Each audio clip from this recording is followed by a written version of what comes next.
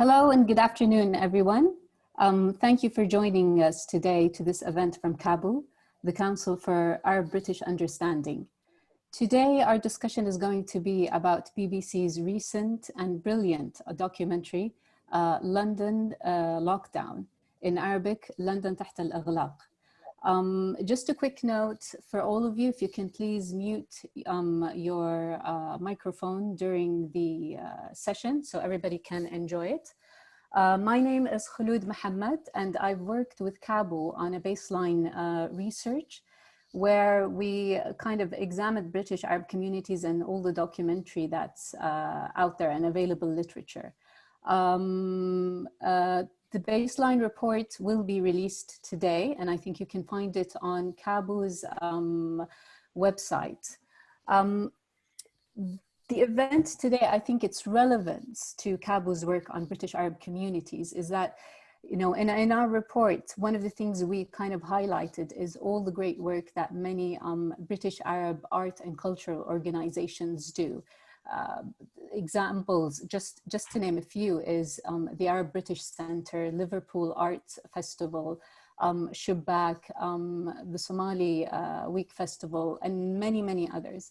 However, we also noted in our report as a recommendation is that while there's a lot out there, there is still need for more material, especially when it comes to films and documentaries that address, that bring about the stories of British Arabs to a wider audience.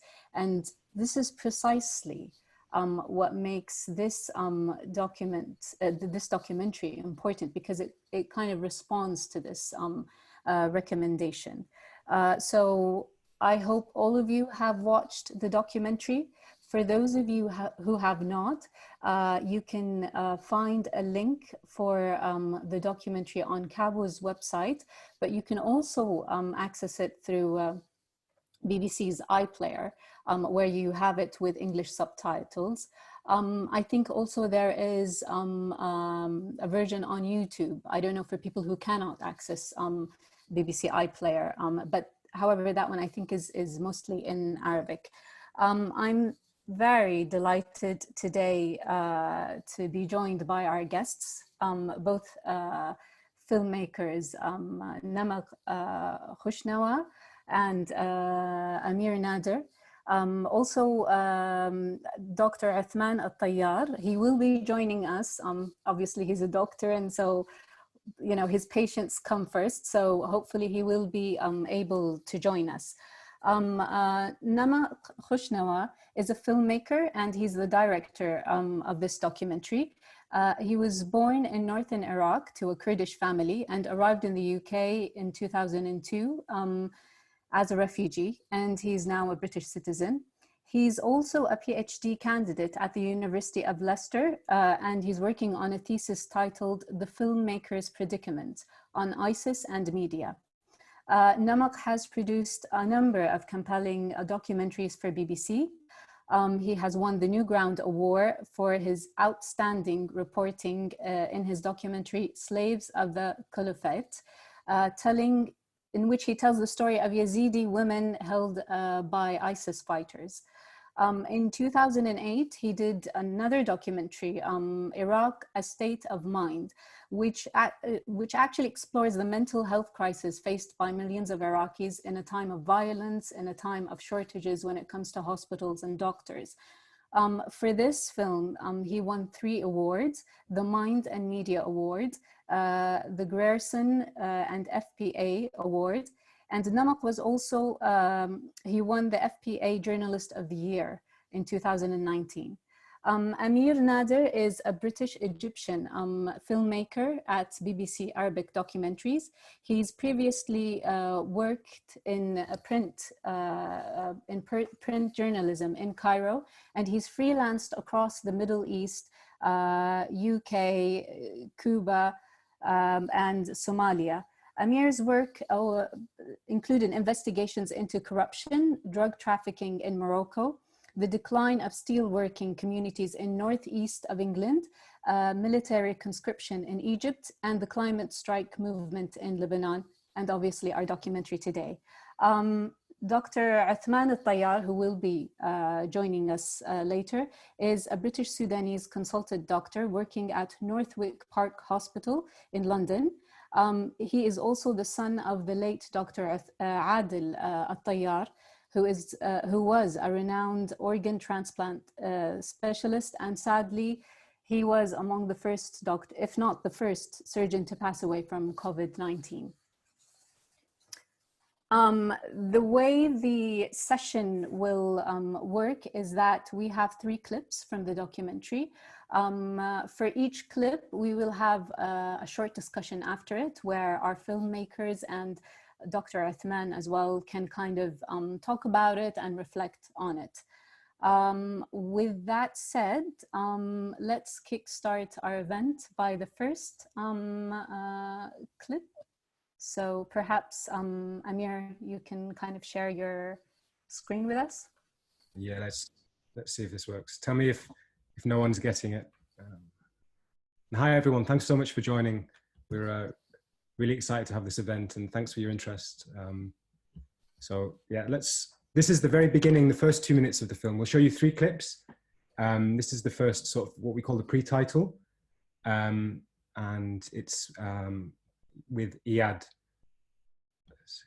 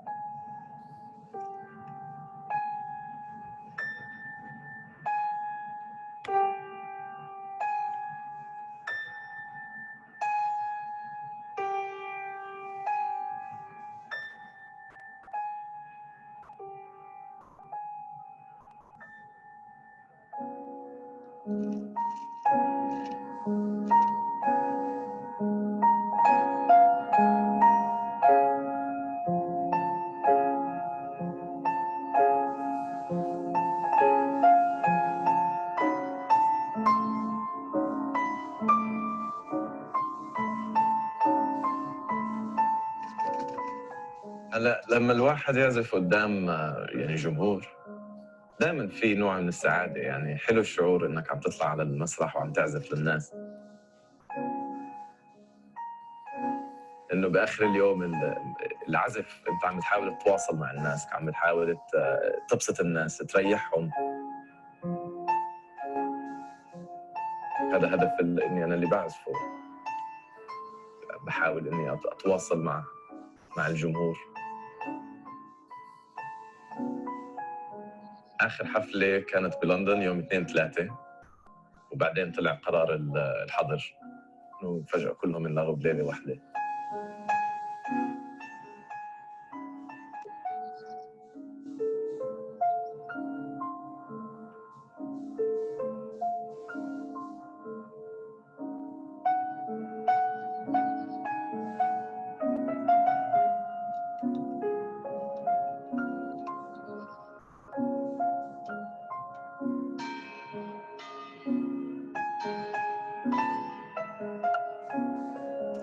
لندن مش زي دايما، راح بستعمل كلمة غريب زيادة عن اللزوم بعرف، بس لأنه هذا هو الشيء الوحيد اللي بقدر أفكر فيه. غريب مش مخيف، مربك.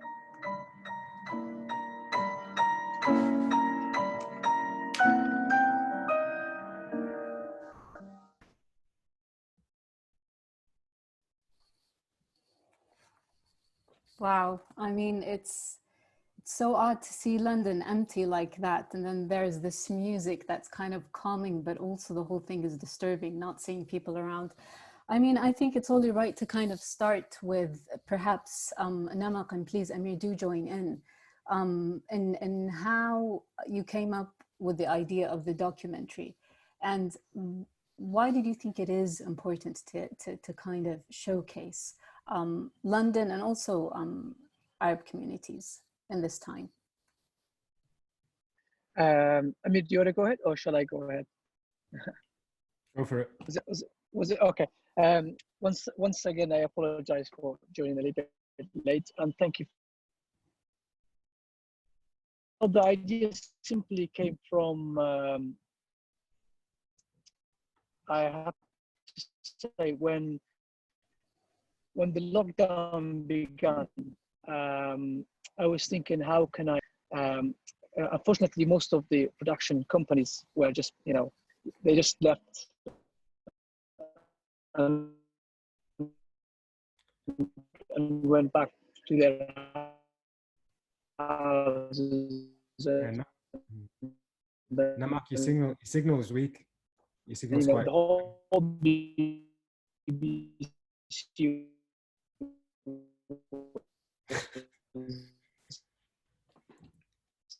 Okay. Perhaps you would like to jump in, Emir? I'll take over until we'll give Namak a few minutes to see. Perhaps the signal might improve. Let's see. Sorry about that, guys. So, how the film came about, I think I'll speak for Namak. So he as soon as the sort of we entered into lockdown and we stopped working in the office, and I think all the work that we were working on at BBC Arabic was upended, and we were here. All our flights, our deployments were cancelled, and the city was empty. And of course, as journalists, we want to go out and capture that and capture the story around us. So I think Namak's first idea was to put a piano in these places, these deserted places in London that are usually full of life. And that was it. That was the idea. So then we thought, but how can, what is the story that could be told or should be told at this moment? And obviously we're BBC Arabic. And then sort of as the news developed and we started to see the contributions, well, the kind of the news around the crisis was so full of, even here in the UK as BBC Arabic, the news around the pandemic was to do with the massive contributions of migrant communities, minority ethnic communities, and Arabs especially. And so if you remember the first three doctors who sadly passed away, yeah, two of them were Sudanese, and I think one was Iraqi. And hopefully Osman, the son of Adil, who was the first NHS surgeon to die, hopefully he'll join us soon, because his family are one of our main characters in the film. So that's how it started. That's how we got started. And then we started to hear more and more stories on the grapevine of other Arabs from different backgrounds. And we were certain there's a story here that we should capture. And whereas most of the deployments for the BBC were news deployments, as a sort of in-house documentary team, where we're very much able just to mobilize and start making a film, which isn't a luxury for many independent production houses, where they operate a bit separate to sort of the main broadcasters. And I think they struggled a lot more to sort of to deploy because of the massive amounts of restrictions that were in place. They had to fill out huge. And that's an important thing. If you can also reflect, I don't know if Namak can still join us or not, but perhaps you can. Yeah, it's yes. Strange. I can hear you, I can see you all, but it's just maybe it's my voice. So I hope you can hear me now. Yes. I apologize once again. So yeah, the idea came from me. Basically, I saw a picture of Trafalgar Square, and I picked up a call to my boss saying, "We've got to do something about this historic time. We need to document like we've been documenting, Iraq, Syria, all Middle East. So we've got to document that as well." And we then came up with ideas and see what can we do. We wanted to do something a little bit different. We didn't want to make a completely medical film where we will have in ICU and then dealing with patients and those kind of things. So we wanted to have something outside of hospital, and then we found those brilliant characters. Iyad was the first one when we thought maybe the film is going to be a little bit dry, so we need someone to lift it a little bit. And then also, just like all our artists, filmmakers, pianists and everybody else. So we said, Iyad is very talented guy, so he thankfully he agreed to join us. And then Amir found President Osman, who, politely let us into their house in this difficult time, which was Yeah, that is very incredible. interesting. And I think without them, I think without access from Osman, we would have still made a film, but I don't think we would have been as moved as we are when we watching the film. It's interesting. I mean, for us, definitely, for Amir and I, it was. Yes, definitely, we will have that other clip showing that, and then we can talk about Uthman, because I'm hoping that he will join us. But another question, which is, for me, seems to be interesting, and I wish you can kind of reflect on it. As journalists, and I'm sure both of you have been in very risky contexts before. I mean, how does going out, navigating London, and especially at the very beginning of the lockdown, where, the mood was different, the information that we still don't have that much information, but at that time, it was really scary for a lot of people. So for you to go out and kind of go, I've seen, scenes where you're close to hospitals, where you're in restaurants, where all of us were inside houses, not trying to go out, whereas you had to be out there.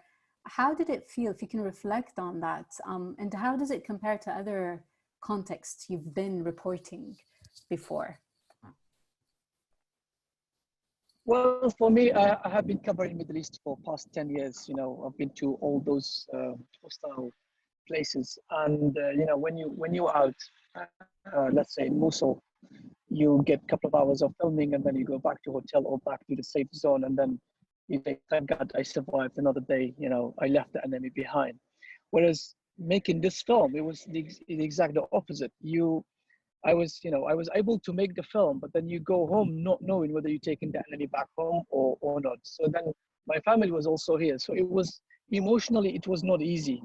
It was at times, Amir, I was looking at Amir, I was like, I was waiting for Amir to say, are you sure, are you sure we want to do this? But then we were both, as a journalist, it's our duty to capture those moments, whether it's ISIS attacking Mosul or whether Corona is attacking Trafalgar Square.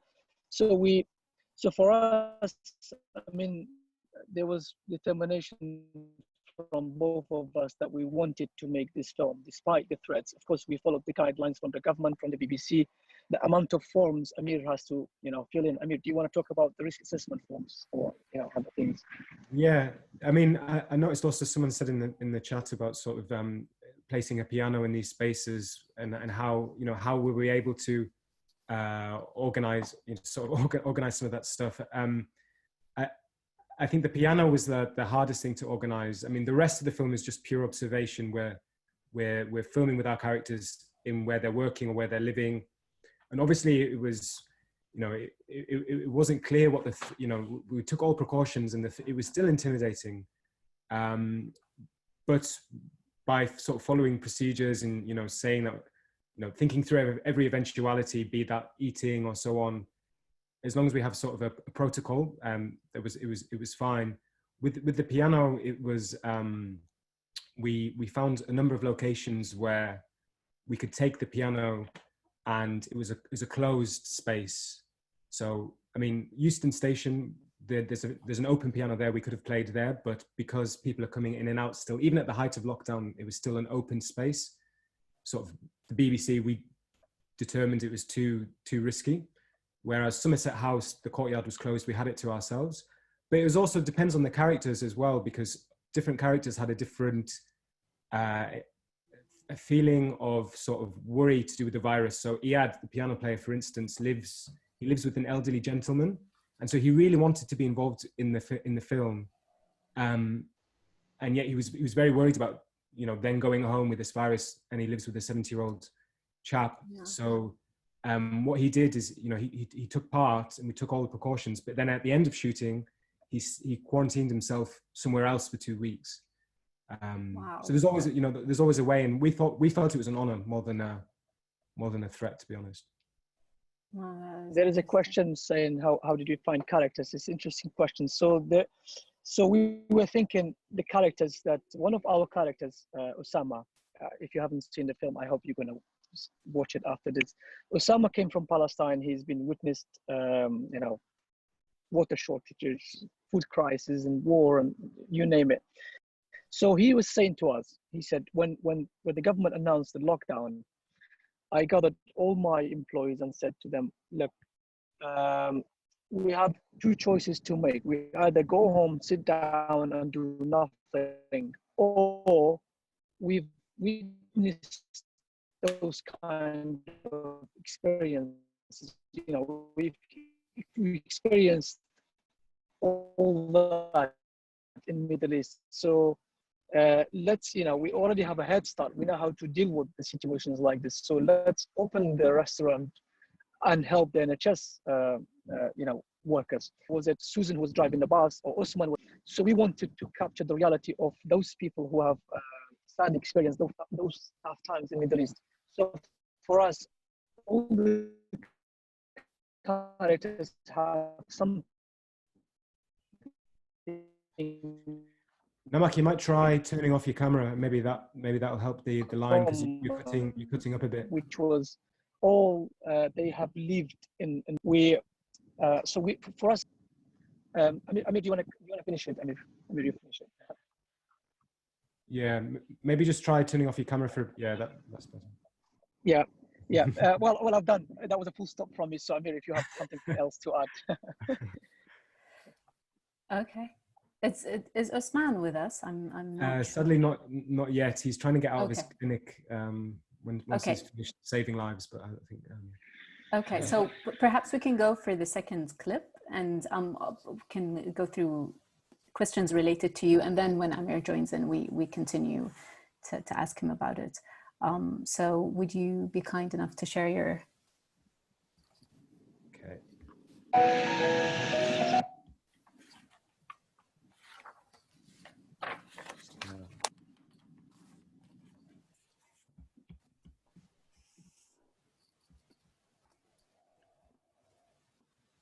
So this is just after the first clip that you saw, and this is the first time that we meet Osman, and it was the first time that we met Osman and filmed with him as well. So I'll play it now. It's 5 minutes, this clip.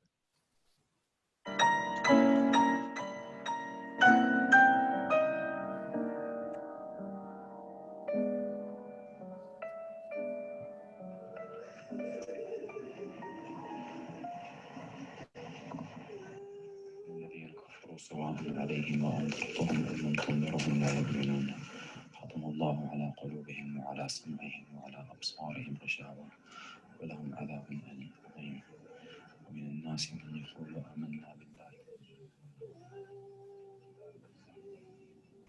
خلاص الوالد توفى يعني، بس أحسبه يعني واجب لازم أقوم إنه أكون شاركت في صلاة الجنازة أحضر الدفن. يعني خسارة كبيرة، ويعني حزينين شديد إننا ما كنا معه في الدفن. لكن يعني وضع العالم اللي نحن فيه يعني ما عندنا حل. إحنا الحمد لله يعني بالنسبة للمعجزة إننا قدرنا إنه نوصل السودان ذات. ما فيش طريقة يعني نصل معه، كان نصل معه في السودان، لأنه دي كانت أمنيتنا يعني.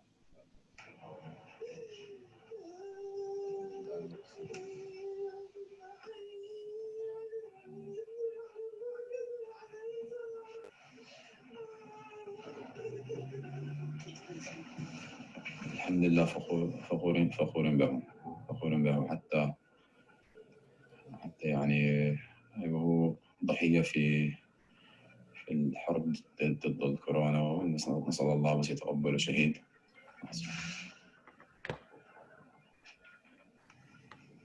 مستني مكالمة من ابن عمتي في السودان، فهيسجل لي لايف فيديو مباشر عشان نحضر معهم الدفن والصلاة، وإن شاء الله نصلي معهم صلاة الجنازة من هنا يعني.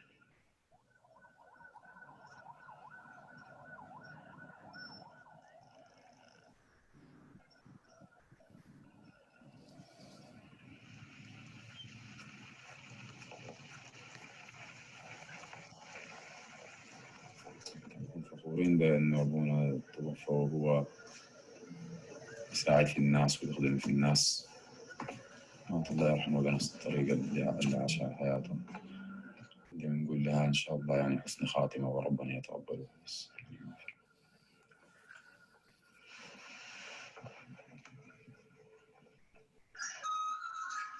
محمد ازيك؟ انا هضرب في مطمومي خلاص؟ خلاص طيب.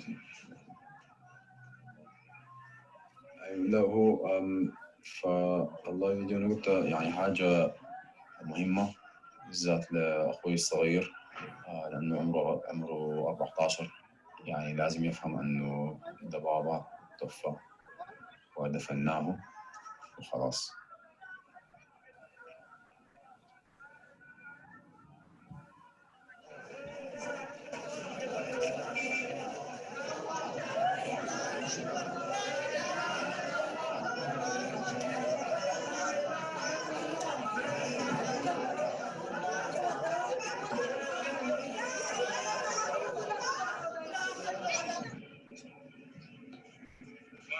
أيوة معك. أو حتى إذا خليت بس التليفون فاتح عشان نسمع معاكم سوا. بسم الله الرحمن الرحيم.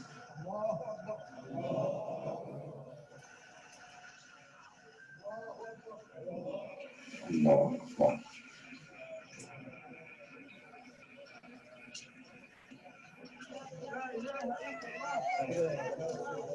لا إله إلا الله. لا إله إلا أنت ملك السماوات والأرض ولا نعبد إلا إياك. لا إله إلا أنت.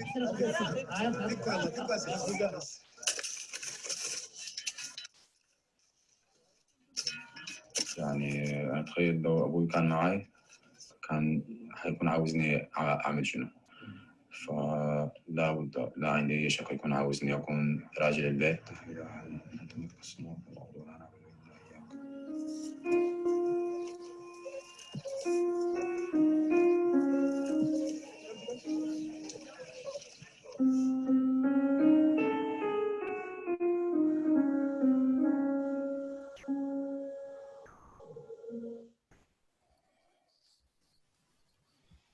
Wow, that was a very, I mean, powerful and hard to watch at times emotionally.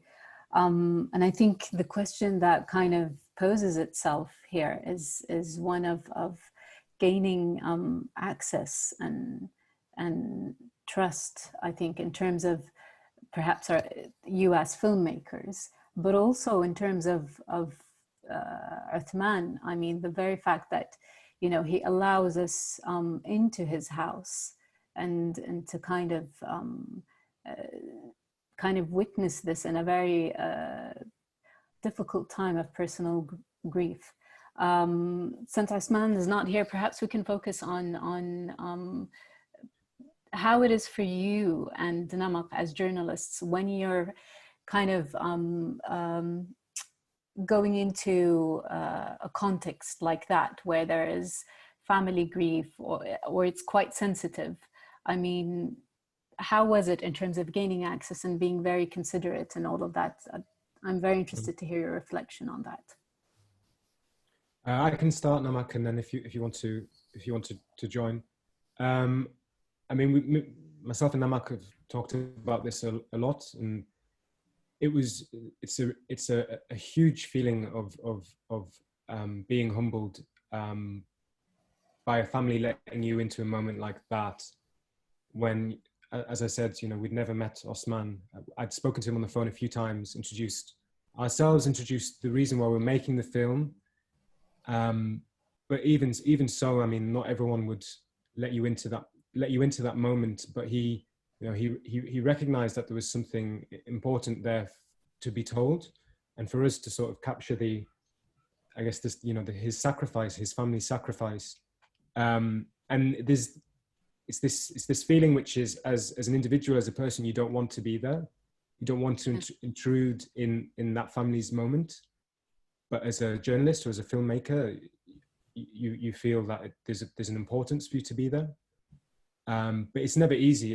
It's not easy. And I mean, thankfully, Osman is he was never anything but open-minded and just very big in his mentality about about letting us in, not only at this moment, but then subsequently for, we visited him so many times. We filmed with him in his journey back to work, and there was just never any question about, he said, it's like, anytime you want to come, just the door's open. So yeah, it was very humbling, I'd say. Yeah, and then if I can just add, so I filmed a lot of unfortunate times like this, whether somebody's been killed or bombed or, it's Middle East. It's always difficult to try to, not to convince them, but try to explain to them what we are doing. So as a journalist, it's our duty to capture those moments. What is it like to lose someone?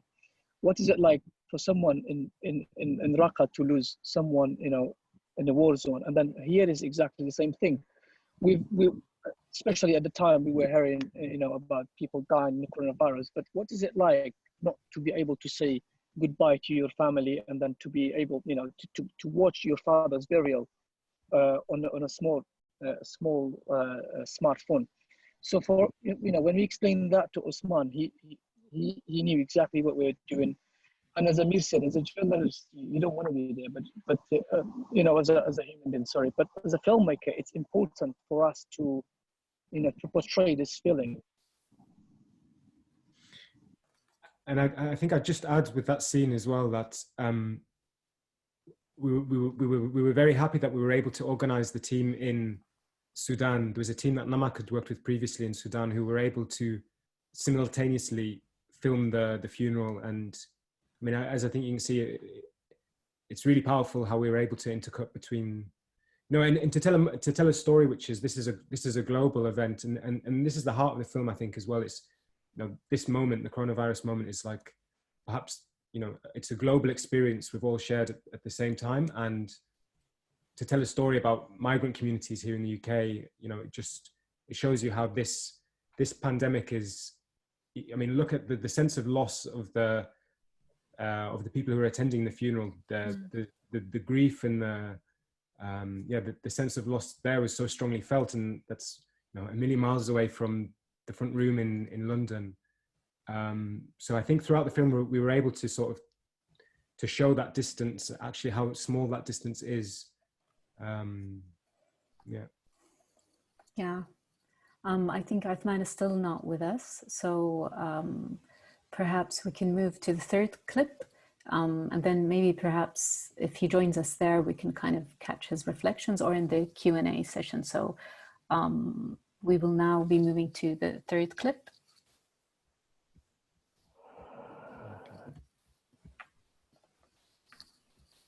So this is the ending of the it's the ending of the film. So sorry to spoil it, but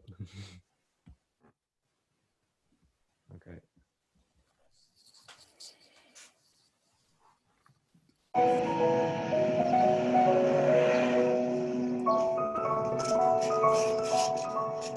Three kids, a 6-year-old girl, 5-year-old boy, 3-year-old boy. نصير نحطها مع هدول اللي يكونوا بحقر عيد عيد.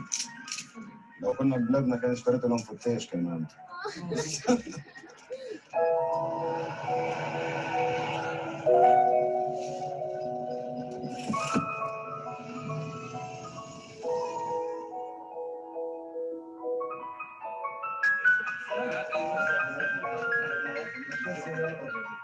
يا جماعة الخير، أنا اليوم قاعد هون كممثلين عن شغيلي كلياتهم. بدنا نقول لكم كل عام وانتم بخير. الحمد لله الميكسيولوجي تاعت كورونا مع رمضان انتهت على خير، والفعل أنا شعرت إنه العيد عبارة عن عيد دبل، لأنه يعني الواحد كان بمر في أزمة نفسية ومش طبيعية، وما في له روحانيات كان للشهر هذا بصراحة، لأنه لا في عنده لا دور عبادي ولا تخالط اجتماعي ولا زيارات ولا ما يحزنون، يعني كان شوي حزين الشهر بكتير، كان كتير صعب. وبنفس الوقت الكورونا مع اللي بصير برا، فبالفعل إن شاء الله الأمور بتبلش تتحسن.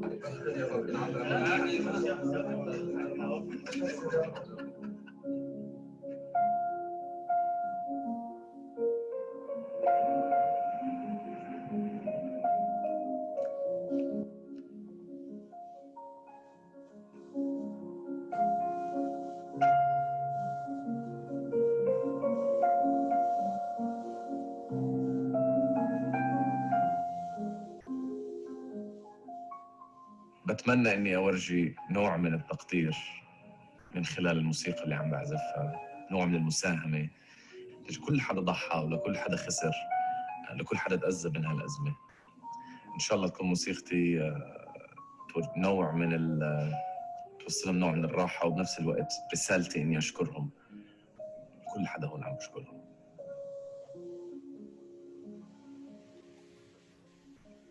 يا جماعة شكرا، كل سنة وانتم طيبين. انتم طيبين. وربنا يحقق عليكم إن شاء الله. امين ان شاء الله. ده اكشلي ده كان اخر عيد لبابا الصورة دي. مش بهكشي. حزين وعيد غريب يعني، لكن نقول الحمد لله على كل حال. ربنا يرحمه ويغفر لبابا. امين يا رب. وبس يعني ما تنسونا، واقف معاكم في أي حاجة، أي مشكلة، أي فرحة، أي حاجة. يعني لسه عندنا بعض، والأهل كلهم معنا. ان شاء الله. جدو يكون مسؤول بعدي أنا خلاص. إذا أنا ما في، جدو يكون مسؤول على الفواتير. تمام. خلاص. خلاص انا اطلع من الموضوع ده، تمسكوا انت.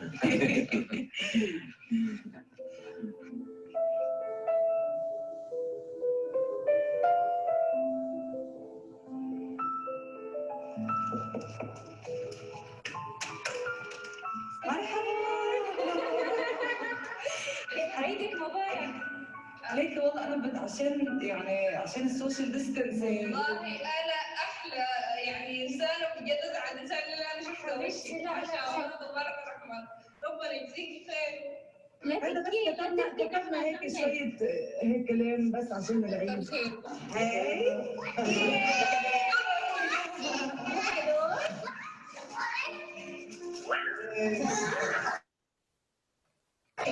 أنا بشكركم كلكم، كلارا وسيفلارا ونسرين وكل يعني العيلة اللي عندي.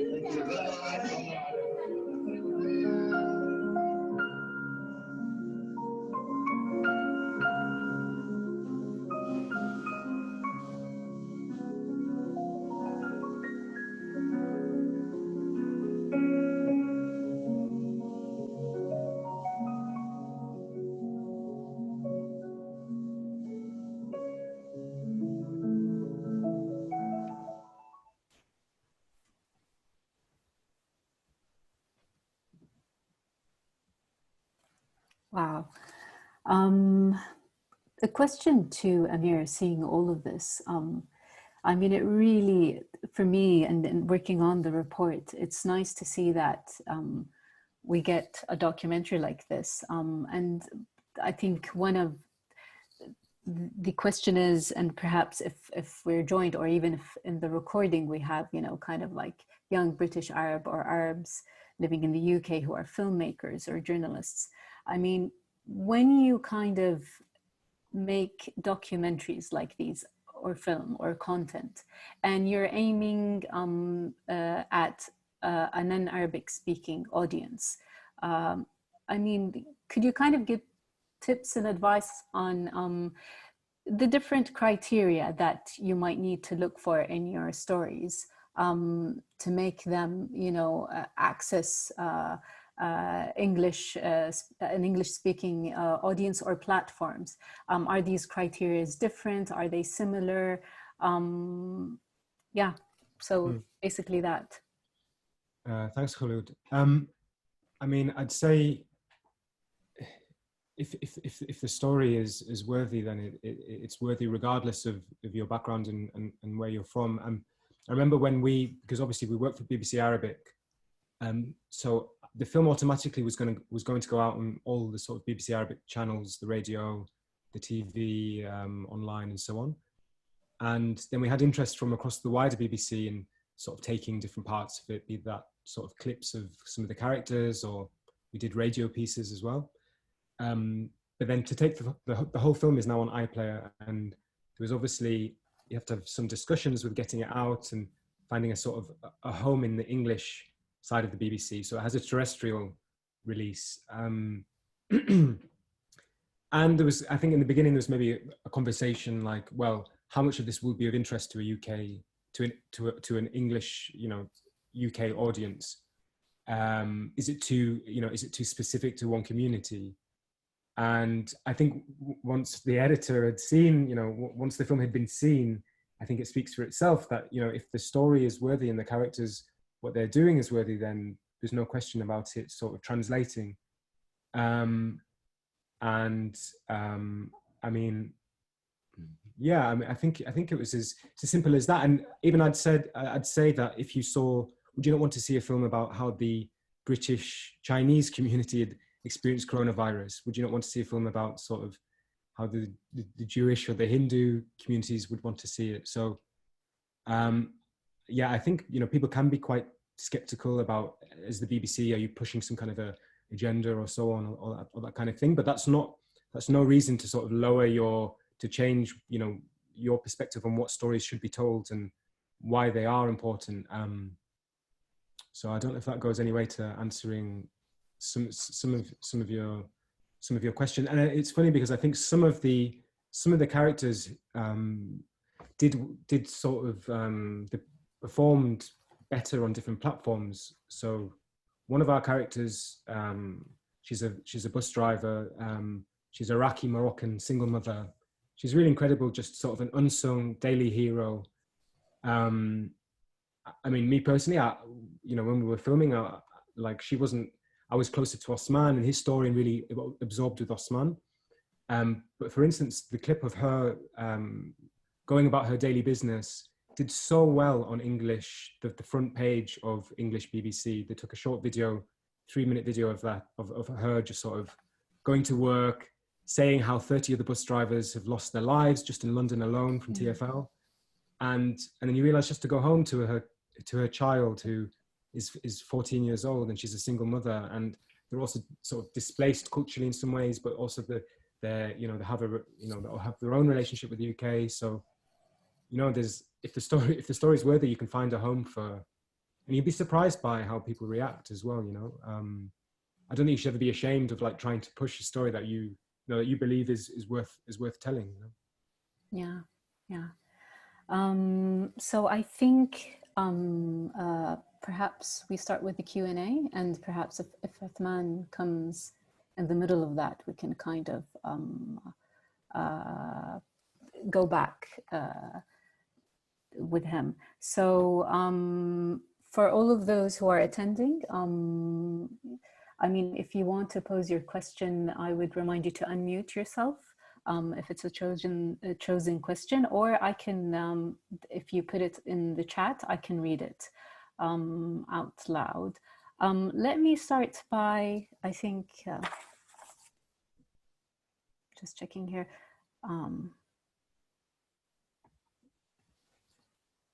I think it's Rami Shiblak. And he was asking this question that, will the documentary kind of encourage more of this type of work, or an era of more material of this type? And what is the next step for you, both you and Namak? Do you want to go ahead? Yeah, so so basically, as I said earlier, it's how can we take advantage of the experience we have had in the Middle East, and how can we bring that to this culture, to this, to London, and how can we help? Me as a filmmaker, I can do a little bit, and then you've got a bus driver, you've got somebody who's distributing food and setting up a small charity, and I think this is very important to be. Those kind of stories are important to be told, whether it's Arab community, or as you said, the Chinese community, or Vietnamese, or anyone. I think for London, particular, and the UK as a whole is a multicultural city. London, is that the right thing to say? I mean, yeah. So it's basically, it's important to get to portray those kind of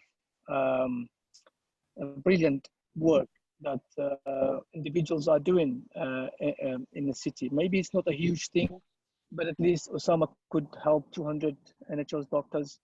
Maybe Susan helped 200-300 people to go to work and come back.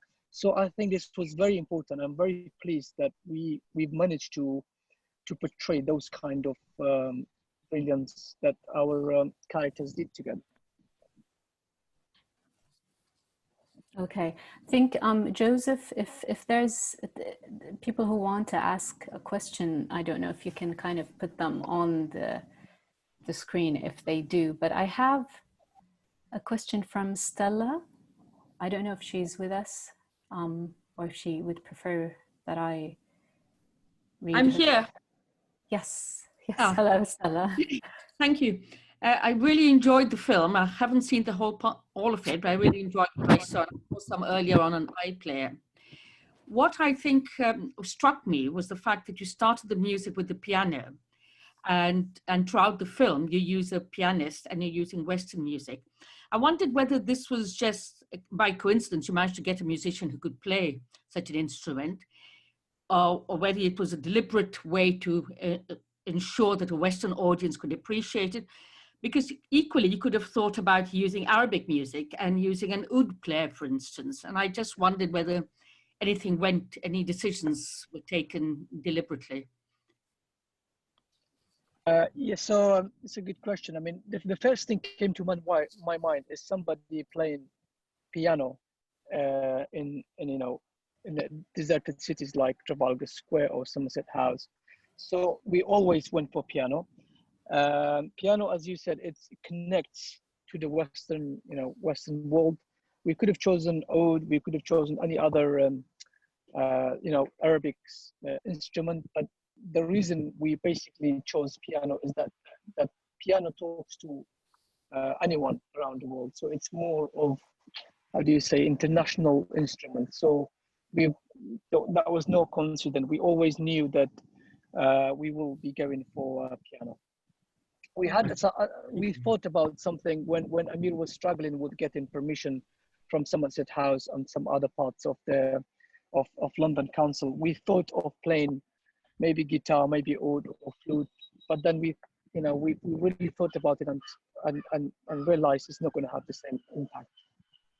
Yeah, I think we were very clear that the piano has a bit more sort of gravitas, and it's a bit more of a statement to put the piano in a location like that. I think there is something about the spirit of the piano is a bit more of a statement to take a whole piano and put it there. But also Iyad's he's a young Jordanian Palestinian lad who's 26, and yet he is playing at the sort of top flight of Western concert halls. So I think within him as well is a particular sort of story or message about how he's excelling within within sort of many different environments as well. Yeah. Can I say something? They ask. Yes. Yes. Go ahead. Sorry. Is it for me? Yes. Okay. I really was very, very touched by this film, and I think it is a universal human story that, especially in this Corona period, I think a lot has transpired in terms of human relations, getting closer to people, not just people in your community, but spiritually, you can say something. So I think, really, I want to thank you for this film, and a lot transpires for many people across the globe. Thank you. There's another question from Hamda Gharib. I don't know if she would like to ask a question, or I can. Hamda, are you with us?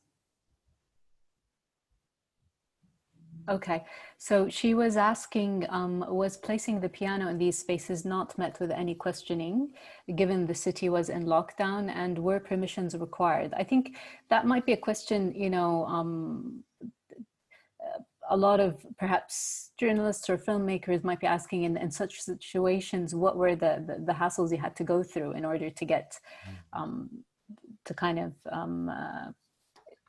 let the piano in certain locations?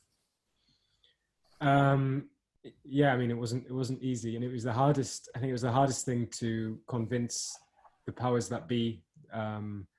about the film.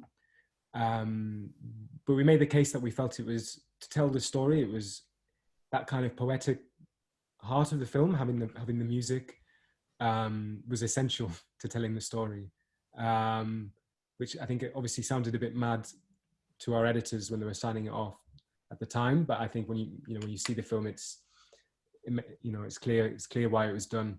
And we found, we found people actually quite willing to engage. A lot of places said no. Trafalgar Square said no. A lot of open spaces where people could still come and go. They said it's too much of a risk, and it looks like a risk as well. It's not a good message to be sending at the height of the crisis, and it's true. It's fair enough, I guess. But the three sort of locations that we had, they were all closed, and they were keen to support, and they understood the purpose of the film, and so we were very lucky. I mean, they were very kind to have us, and I think Iyad enjoyed playing sort of. I mean, when else are you gonna have the chance as a piano player to play in an empty Somerset House courtyard or Cadogan Hall with no one in there? So I think in a way it was. I think we're all kind of moved by how much people opened the doors at that time for us. I think there's also another question also by Rami Shiblek. He was talking about how you came about to select all the characters. Definitely there were a lot of characters in the documentary.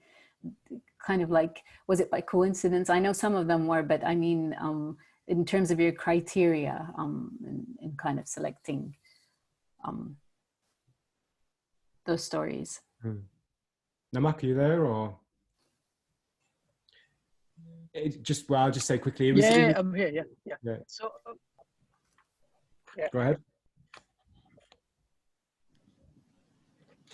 Yeah. So basically, it's an observational film. So we need to find characters who are doing something, and there were lots of characters we were discussing who's good for us, who will be doing the job.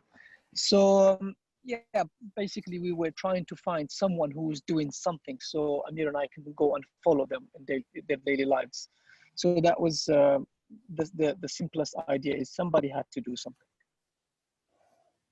Okay, I'm checking if there are any other questions and somebody would like to either we read them for them or they would like to come out and ask them. A question I have about, in terms of BBC Arabic, because both of you work there and perhaps you would know, I mean, how much do you think there are programs about British Arabs specifically? I know it covers the Arab world as well, but I mean in terms of, the community's news, politics in UK, all of that being covered on the BBC Arabic. Are there programs of this type, or what do you think? You mean how much of BBC Arabic's output is about British Arabic communities? Yeah. Or you think that's a work in progress, or? It happens, but it's not the main focus, I think as issues do come up in sort of the UK in the news, so for instance, they did a lot around Syrian refugees in the UK in the past few years. That has come up a few times, and we've done other stories in Europe about Arab communities in Europe. The main focus is the Arab world, because I think that's where it's felt that the BBC, BBC Arabic can contribute to the media scene a lot, especially where perhaps local media couldn't do the stories that we can. Mm-hmm. But I think, there is a good case for doing more UK focused material as well. Yeah. Yes. Okay.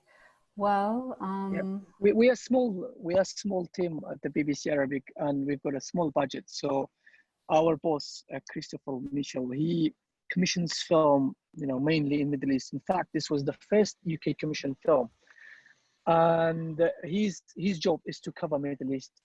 But then if there are occasionally stories like this, then I think he considers them, yes. Okay, excellent. I'm seeing some people who want, well, there are a lot of comments, but I think with Uthman, so it's either, I don't know, do you think he will be able to be joining in, or? Definitely his, I mean, as a doctor, we would all understand. I just had a message from him actually. He says, extremely sorry, Emir, I really can't join. My clinic is running late now. Oh, okay. Then that's very understandable. He's I know he really wanted to join. We talked about it on the phone a few times, and he even, you know, he was very, very big of him to agree to showing that clip of him as well. Of course. That's very well understandable. Well, I think, well, looking at the time now, I think we've reached the end of this event. I really want to thank you all, and even Uthman, who's not here. I think, and this really is worth repeating. I mean, a great big thank you to Dr. Uthman and all our NHS doctors, or all our essential key workers, and also to our journalists, because I think we tend to forget that journalists as well have to be on the field covering whatever it may be, you know, during this time, whether it's protests, conflicts, refugee camps during the pandemic. So a big thank you from us to you all. I would also like to join all of you who have joined us today. I would also like to remind everyone of Caabu's report on British Arab communities. You can find it on our website, as well as the link for the BBC documentary. Once again, you can also find the documentary with English subtitles on iPlayer, BBC iPlayer. So please read, watch, and share. Also, please tune in for future events from Caabu. And please join Caabu as members to donate and support its vital work. I bid you all goodbye and thank you very much. Goodbye.